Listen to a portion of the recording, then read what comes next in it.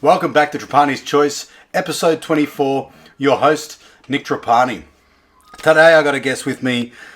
Look, he should have been one of the first on here. We did try and do one during lockdown, which failed. We did it through a Zoom call. The audio, the video wasn't up to scratch, so we didn't release it. But a very, very close friend of mine, Duncan.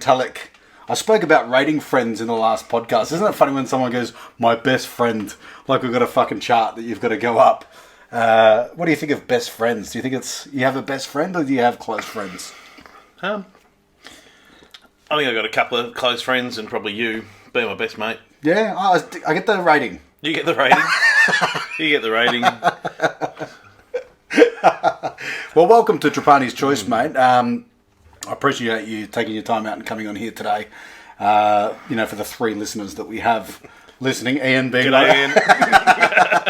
We usually don't mention him until about 16 minutes in, when everyone else has dropped off. But thank you very much. I mean, obviously the podcast is a lot about comedy, me being a comedian, and you've been there for the journey from when I started off to the rubbish comedian that I am today. You've seen it all. And so I want to get into a little bit of comedy with you, talk about some shows that we've gone to recently. But really, I think maybe if we just tell the people how we met. I've been asked a lot lately, when we've been out at gigs or whatever, how do you know each other? I want you to answer it because I'm never sure of how to answer it. I wouldn't be 100% sure. My memory's gone. I was going to say back in the day, but my wife tells me off for back in the day because it's very indescript. But a long time ago, Loyola days, I may have come across your path several times, but I think it wasn't until we were introduced to the Murray Mud Monster that really shone when Mick would actually bury himself in the mud of the Murray, and when boats came along, jumped out covered in mud, yelling, "The Murray Mud Monster's going to get you." I think I just jumped out and went, "Fuck off! The Murray Mud Monster!" And I was a Murray Mud Monster. And I don't know how, people would still want to be friends with me after something like that. If that's where you've attached yourself. But to back it up a little bit, so it was actually one of my friends was dating your friend. So yeah, we might have crossed each other's paths during high school. But you being a few years older than me, I don't think we really had much in common. I remember you carrying a drum, a big bass drum one day. If I picture my only memory of you at high school, you were carrying a big drum. It could have been a trumpet, I don't know. It was definitely a musical instrument, and you were walking somewhere. And that's my view of you, at high school. As I said, a few years older. So then one of my friends started dating your friend, and we started hanging out a bit more then. And, I can't believe that you're still friends with me after a camping trip away on the Murray, where you're already dirty enough, and I'm just covering myself in mud. And I guess that sort of relates to I will do anything for a laugh. Yep. Anything for a laugh. If I'm having a good time, I don't care who's around me who I'm going to offend. And then, of course, it progressed to the Ricochet days. Yeah, we started, yep. Which I remember playing pool a lot and Nick running around a lot and just running amok. Just drunk. Getting into as much mischief as possible. Yeah. And still to this day, I'm not that good at pool. No. You're very good. You practiced a lot and played a lot in the comps. I was just there at the comps running amok. My mind was on too many other things. Correct. And it's quite funny because it kind of reminded me a little bit the other day. We were at a bar in Brunswick and we were playing pool. Do you mind just turning that off, man? It's quite a bit rude that you'd have that on during a podcast. It is actually, isn't it? Yeah. I mean, people, we're stopping now for you. But what happened was these two guys came up to play pool against us. And it reminded me a little bit about you and I when we were younger. There were two Samoan blokes and one was trouble. You could tell he was trouble. And that's me. And the other one was there saying, look, I'm just here trying to keep my mate out of trouble. Calming influence. And I thought that was us years ago. We've both matured so far from that now because we both were pretty quick at realising the situation. We played a game of pool with them. we didn't accept a drink off them and we fucked off. Correct. Because we just knew of Shit was going to turn south real what soon. was going to happen, and there was going to be a fight. That guy wanted to fight, and we got out of there pretty quick. So, the fact that we'd lived that together, we didn't even have to verbalise it to each other. We just sort of nodded, you potted out, thanks for the game, and we fucked off. See you later. But I thought to myself, if that was 10 years ago, that Nick would have stuck around. Oh, yeah. Because I would have liked to see how far I could push that guy before he snapped. Yeah. That would be my idea of fun. We're not 10 foot tall and bulletproof anymore. No, but those days we could wake up after a night like that fine. Shit hurts nowadays. But I used to do a bit of kickboxing and everything as well, and I found that we used to do a lot of conditioning. So even when I'd go get a massage or something, they could go as hard as they like on me. And now I don't do any of that. I'm just soft. Like, I struggle during a massage now. Yeah. It's just, it's a whole different ball game. Certainly. And the alcohol hurts us a lot more these days. Yeah. Can't mix drinks like we used to. But no, look, with the comedy side of things, I always say that if I know that you're coming, apart from the last show, and I want to get into that, apart from the last show, you fucked me, but you're like my good luck charm. I know that when you're with me and I'm about to get up and do a set, I've got a pretty good idea it's going to be a good set. I don't know what it is. I've only had one set that didn't work so well, and that was the last one. But what's your sort of take on sort of the journey that I've gone through with comedy? And like, when I told you I wanted to do it, what was your first reaction when you thought I wanted to do comedy? Well, my initial reaction was that's probably a good path for Nick to go down. He does try and be funny a lot of the time.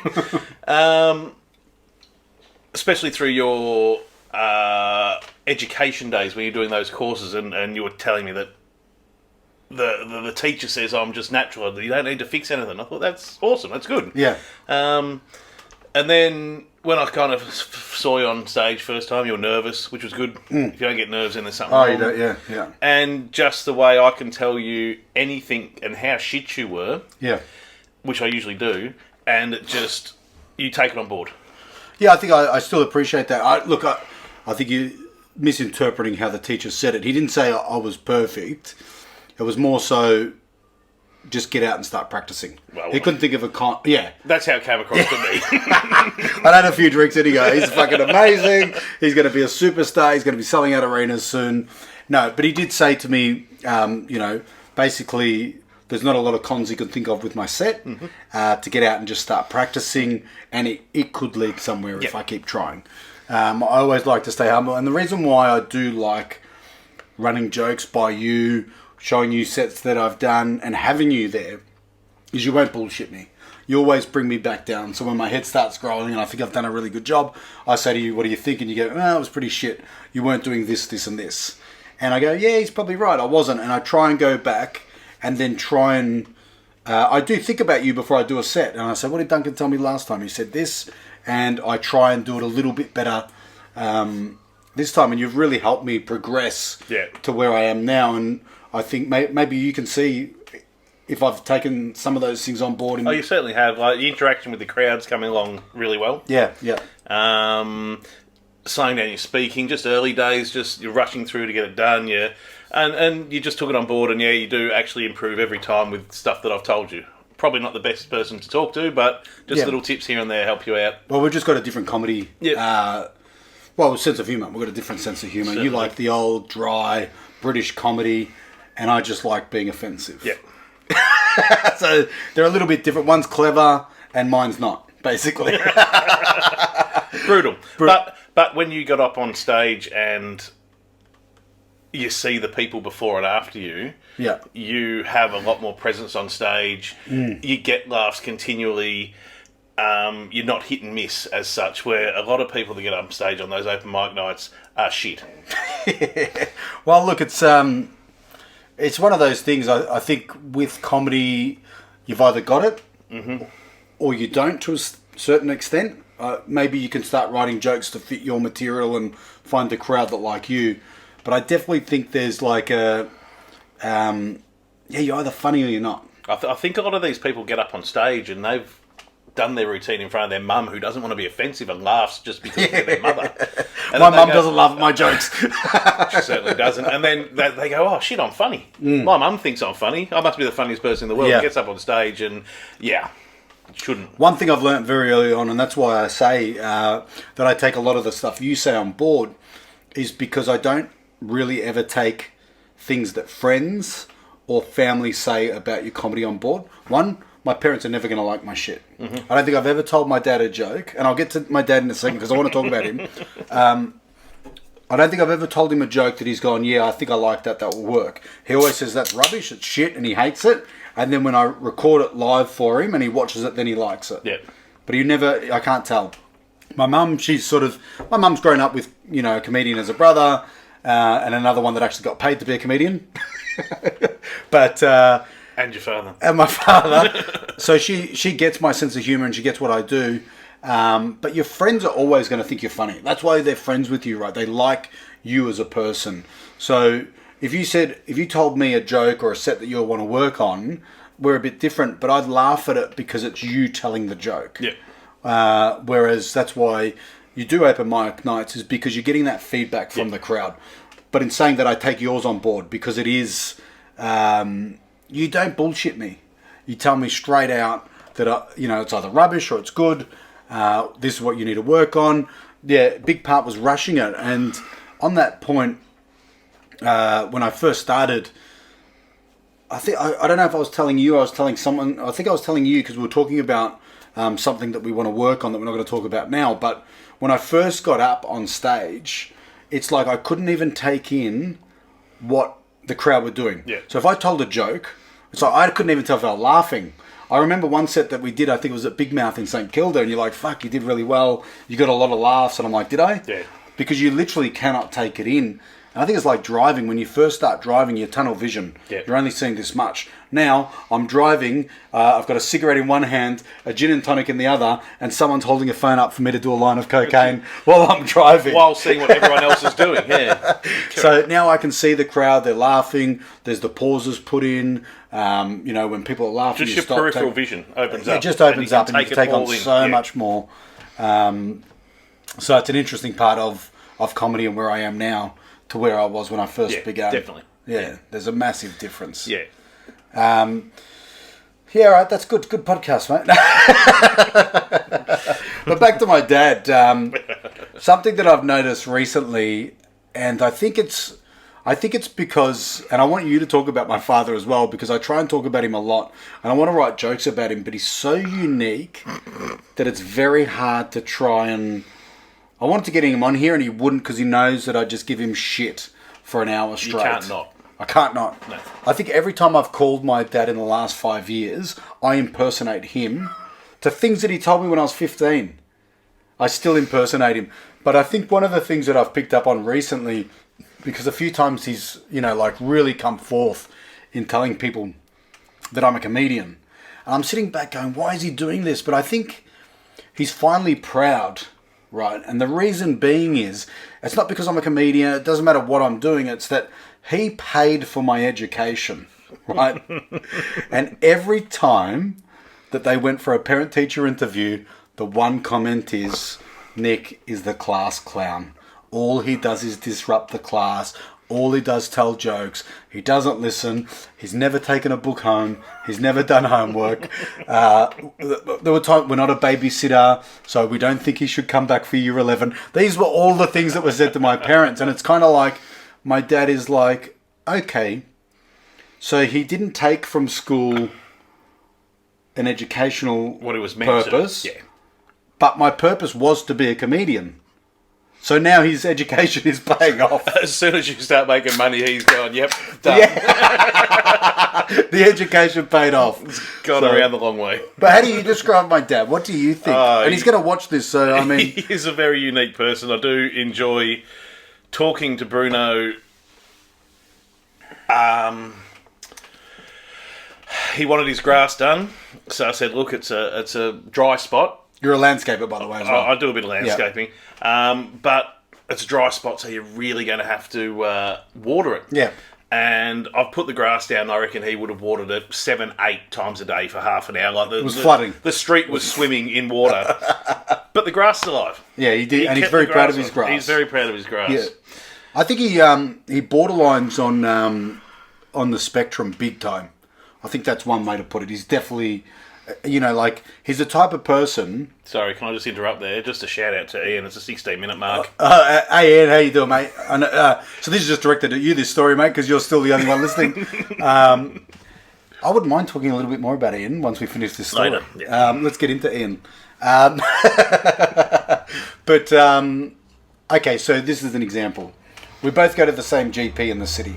The GP is on Collins Street near Spring Street, so that end of the city. Now, when I drive there, I park just off Spring Street near the church there, St. Peter's or whatever it is. 2-hour parking, pay for a ticket, and I'm there within 1 minute. Yep. Very easy drive. My dad will drive to the Docklands, park his car at the Docklands, and catch the tram, 2 trams sometimes, right? And it's because he used to work in the Docklands that his mindset is, I need to park at the Docklands, A, because it's free parking, and B, because that's his routine. Yep. And someone who's autistic can't break that cycle.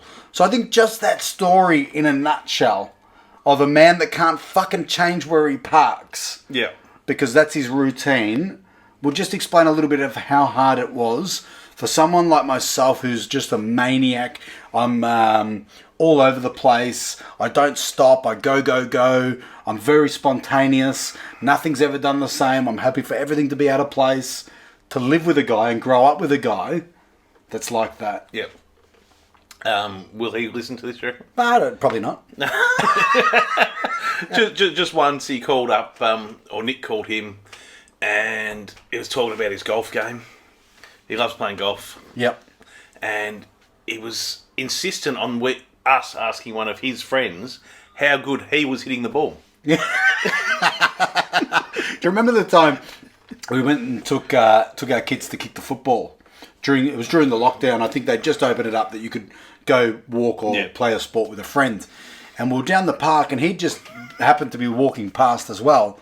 And I'm trying to think of the exact wording, but he started kicking the ball, and then he said, I shouldn't show off in front of them. Yeah. 20 years later, I can still kick like an AFL player. I shouldn't show off in front of them. And I mean, he's not an athlete by any means. He's not an athlete. So he's just a character, and in his head, and maybe that's a little bit of the part of him that I've taken on board, because to be a comedian, you do have to have a bit of an ego. Mm-hmm. You got to believe in yourself. So it's okay to be a little bit cocky, but be humble at the same time, I believe. I think he's just cocky. Yeah. There's no other. He's just cocky for the sake of it. Talking about peripheral vision, his peripheral vision is still here on life. Very narrow. Very narrow. But in saying that, I enjoy talking to him and spending time with him every time I see him. He always gives you a laugh. Mm. Oh, he's great for a laugh. And I'm trying to work out how I can start doing jokes. I want, to start incorporating jokes about him in every set. And eventually there'll just be a whole hour special called Bruno. Where you dye your hair grey and impersonate. And I'll just talk like him the whole time. But we went to see a show recently, and I want to know your thoughts on this, because it was a guy sort of that was laying in the background that was just fucking... He wasn't heckling. He was just hurling rubbish. Yeah. And how did that... Someone like yourself... you're probably more in the inner sanctum of comedians because you're around me a lot at the shows and you get to meet a lot of them and everything. But as just say, like, you can take it as though you're just sitting in the audience. How do you respond to someone, or how does your mindset go with that? Oh, that was terrible. Like that, I felt bad for not only everyone in the crowd, but also Gavin up on stage. Yeah. Who was doing a great job, had the whole crowd laughing. Yep. And just this old bloke, drunk, disorderly, just hurling abuse for no reason whatsoever. I found it quite disturbing, like to the point where I wanted to get up and punch him. Yeah. Yeah, there was nothing funny. I remember years ago I went to see, I can't remember his name. He's the guy that impersonates Chopper Read. He does that, his whole set as Chopper Read. Oh, no, yeah, I know what you mean. Yeah. I went to go see him, and it was a Bucks party, and one of the guys literally just ruined it for everyone. He just yelled abuse, and there's these people that think that that's what a comedy show is, that they go there and they can just heckle, and Well, I reckon that's what that's exactly what he thought, because after the show, he wanted to get into the green room and congratulate him on doing a good comedy gig and to pursue his career more. yeah, And the hostess just kicked him out. Just, sir, get out. they should have kicked him out long ago. Yep. Yeah, it's just it ruins it for everyone, and I think what a lot of people don't realise is now Gavin's gigged a lot. He's a fantastic up and coming comedian, and he put in a lot of work for that show. But I think some people don't realise, like, if it's your first solo show and you've put a lot of work into writing that material, those jokes, everything is so structurally done so that you put on a good show. People are paying for a ticket, Yep. so you need to provide a good show. And then you got someone like that, just an arrogant asshole at the back just yelling shit. I mean, it ruined it for me because I can see it from his point of view. But from an audience member, you've paid for your ticket as well. Oh, yeah, I didn't pay for my ticket. No, I paid for it. Look, disappointing. I was trying to make it sound good. Disappointing on all accounts. Like I wanted to punch him. I think everyone in the crowd wanted to punch him. I think Gavin wanted to stick his microphone straight up his ass. Marilyn Manson style. Yeah, it's disappointing that people like that are out there and think they can be the centre of attention. I took it as though he wanted to be a comedian, never made it or something. So he's come to a show and yelling shit. No, I reckon that's what he does at every show because that's what he thought was the norm. Yeah. And there's some comedians that's what they do. So you also have to know the comedian. Like Rodney Rude loves feeding off the crowd. There's a lot of comedians that love that they sort of encourage that behaviour. Yeah. But when you go to a show and that's not happening, you got to read the... It's a comedy festival show. Like, you're going there to entertain people. That's right. Yeah, Rodney Root wasn't allowed at a comedy festival. Nor Kevin Buddy Wilson. Nor Kevin Buddy Wilson, one of your favourite. What's your two favourite comedians, do you reckon? If you could pick two... they don't have to be favourite, but... I think favourite comedians, I think I'd stick with more groups where a lot of comedy came from. One's The Goon Show, which was a radio show back in the 50s, 60s, 70s. So just when you were young, you started listening? Dad. Dad was a big fan and got me onto it. And then just coming through and Monty Python, Hale and Pace, just growing up with all the British comedy. I think that's where my comedy That's where your humour comes lies, from. Yeah. And Monty Python and everything, I think, is one of the greatest. You know, they were so ahead of their time in the stuff. Was it The Life of Brian, where they're sitting down and they actually have a big discussion about all the gender stuff? Yeah. And that's so topical now that all the gender stuff's changing and they're taking the piss out of it. Mm-hmm. Well, that was 30 years ago that was made. 50? The Life of Brian. 40, 50 years ago? You reckon? It's 2020. Oh, yeah, I'm 30, yeah. Okay. But, I mean, that they probably wouldn't have even, the people watching it probably wouldn't have known how big a conversation like that would eventually become. No. And just that someone wants to be a female, even though they can't be as such, but they want to have the right to be a female. And that is just topical as. Yeah, and it's massive now. And the way that they did it then was just beautiful. You couldn't do that now. Mm-mm. That scene could not be done now. Well, racism, given the Roman shit, everything like that. Everything was in it. But it's not offensive as such. You just can't do it now because minorities. Well, everything's offensive now. Yeah, correct. So you've got to be very careful of what you say and do, and which is, look, part of it's understandable. I get some of it because there are people that are just flat out racist, flat out that they don't respect people. But I really believe that comedy is the last dying art where you can really push the boundaries. Yeah. And that's also, I take a responsibility as well, I believe, to push those boundaries as much as I can, to kind of leave those doors open that we can still talk about things, because we have to have a laugh at ourselves and each other. Yep. We have to.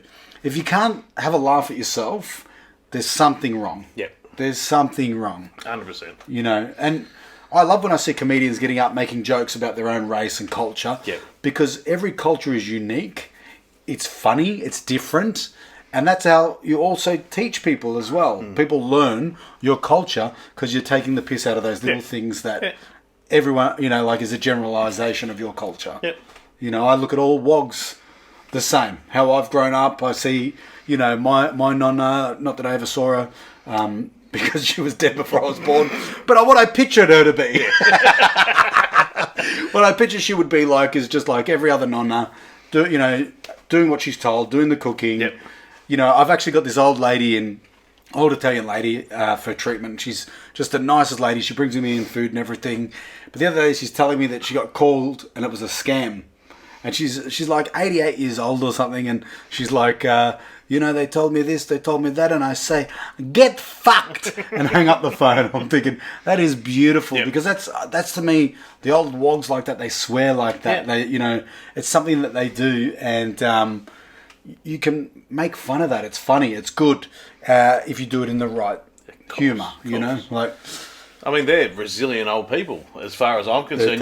You see the old wogs, and I'll use that word, but they're resilient people. I mean, I grew up with a lot of them at Loyola. Like, that was my first interaction with Asians and Europeans and stuff like that, and I loved it. I loved the culture change, just from going to an Aussie school. Oh, yeah. You just, a primary school, and then you go to high school, and there's the food as well.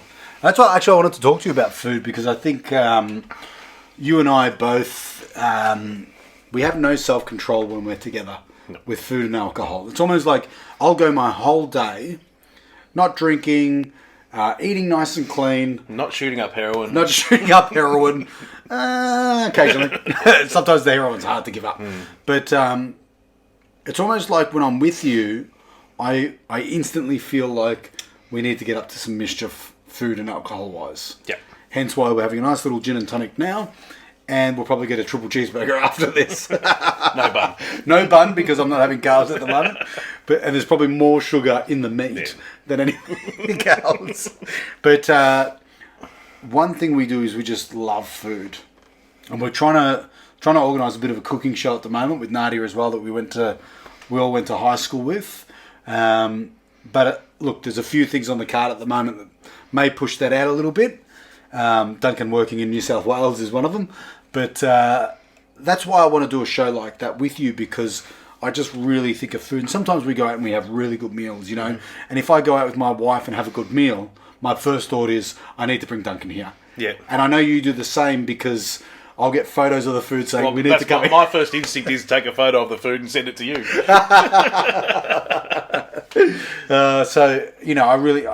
I do have a big passion for food. I've always loved it. I still love cooking for people today. I love having people over and just eating and enjoy. And when people enjoy your food, so I can't wait to set that cooking shop. And do you think Ian will watch that show? Ian would love that show. Yeah. I reckon we'll get him on as a special guest.